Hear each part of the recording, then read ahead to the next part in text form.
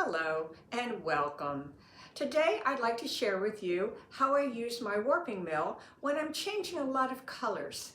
I often use my larger one when I'm doing one color and I'm dyeing the warp.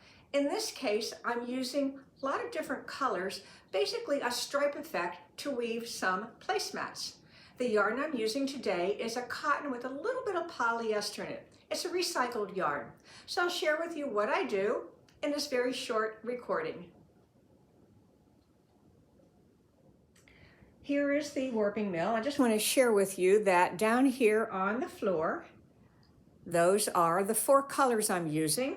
2 shades of blue, kind of an oatmeal, and a lime green.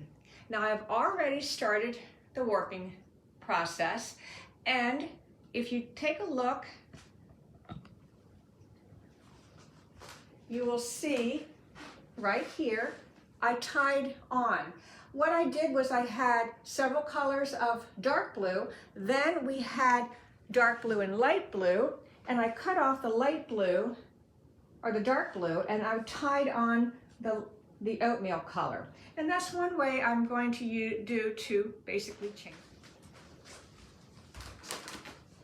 All right, so the blue and the oatmeal are on the floor, and I'm going to I have my finger between the two yarns. This time I need 10 threads of the blue and the oatmeal, but I'm counting by twos because I'm doing 2 at a time. So this will be 2,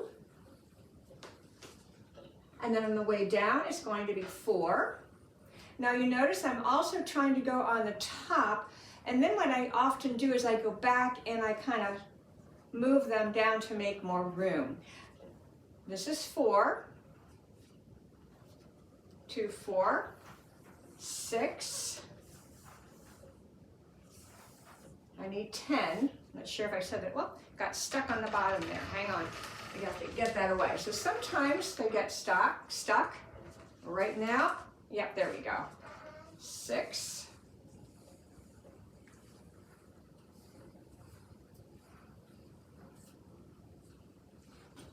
8,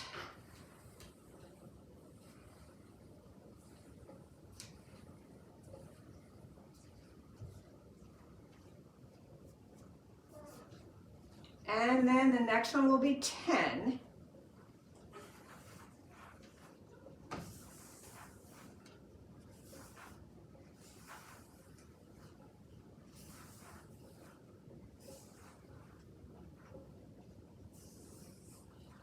But now, like I said, what I try to do is I go back and kind of push these down a little bit, kind of organize them, maybe even go on the back here, move those down.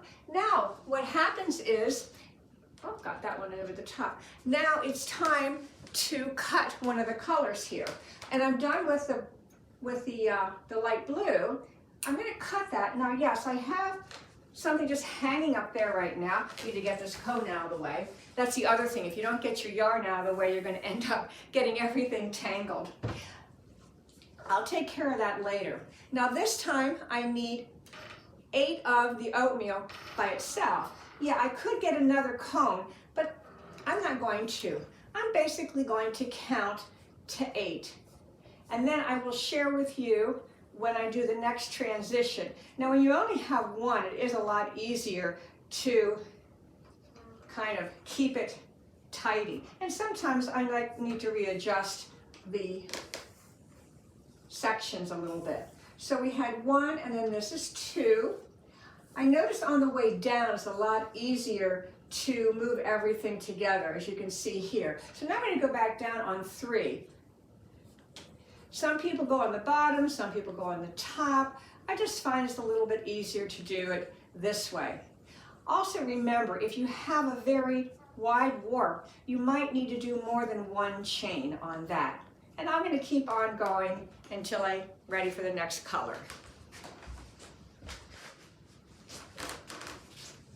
I just finished with the oatmeal, and remember I said I'd take care of this little yarn out later? Well, now it's time to go to the lime green. You can do either an overhand knot or a square knot. In this case, I'm going to do a square knot. Yes, these are a little bit out of order on this end, but when I actually go to my loom to warp it, it'll all work out.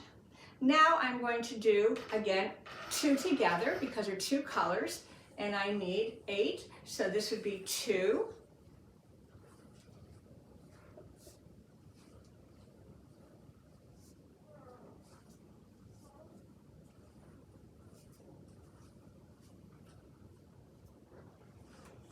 And 4.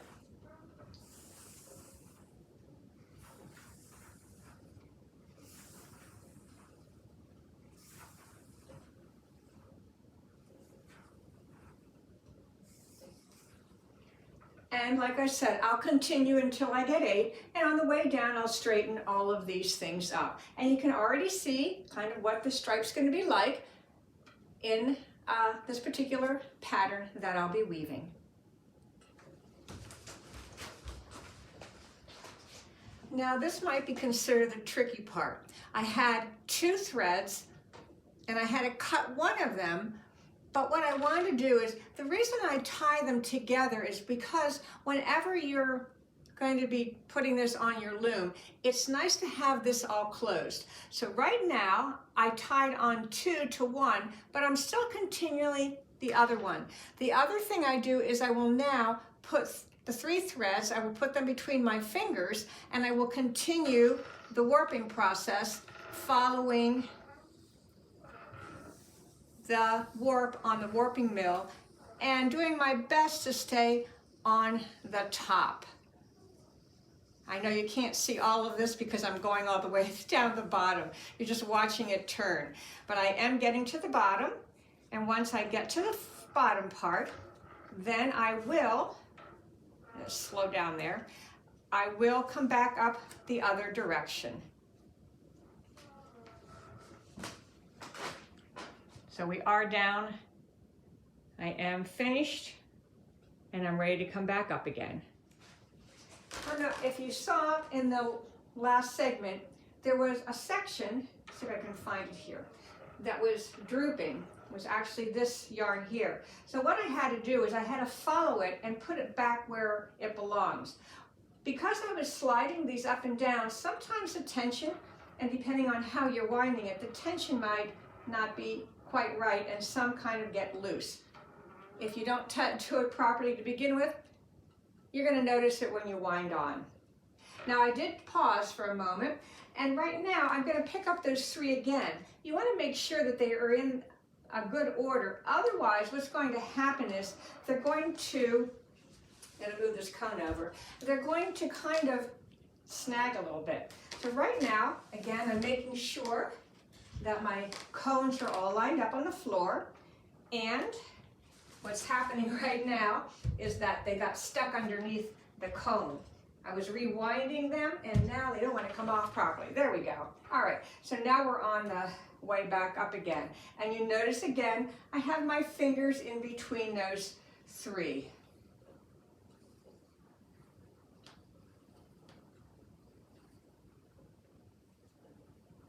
The other thing is, if you've noticed, I'm starting to get pretty full. This warping mill is getting a little full, so I'm almost at the middle, and what's going to happen when I get to the middle of the pattern, I'll probably stop, take this half of the chain off, and do another one.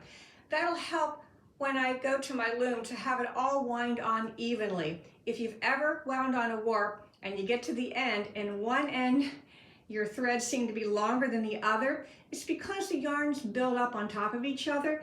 So again, it's a little different size-wise. Now again, I'm going to work on that, and once I'm done with half of it, I'll show you what it looks like. Well, I am halfway finished with this warp for the placemats, and my plan is to take this one off and use the other one.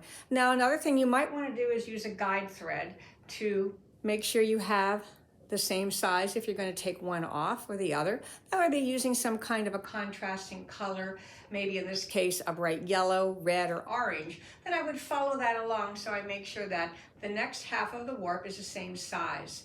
Now, of course, it would be nice if I had a larger warping mill and wouldn't have to do that. But just something if you want to make sure that your warp is the same size when you finish it, both sections of your warp.